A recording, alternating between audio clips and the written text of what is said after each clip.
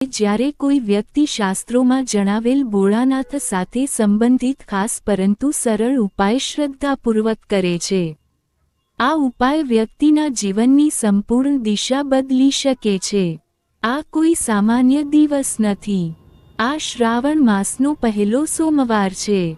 શાસ્ત્રોમાં લખેલું છે કે આ દિવસે જો કોઈ વ્યક્તિ પૂજાપાઠ અને કેટલાક વિશેષ ઉપાય કરવામાં આવે તો આખા વર્ષની ભક્તિના બરાબર ફળ મળે છે. શ્રાવણ માત્ર શિવજીનો પ્રિય મહિનો છે.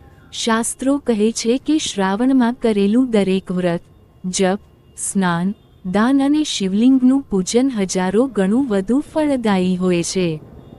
પુરાણોમાં પણ ઉલ્લેખ છે કે શ્રાવણના દરેક દિવસે ભગવાન શિવની દિવ્ય ઊર્જા આખા બ્રહ્માંડમાં ફેલાતી રહે છે. આ જ પવિત્ર માસમાં માતા પાર્વતીએ કઠોર તપ કરીને ભગવાન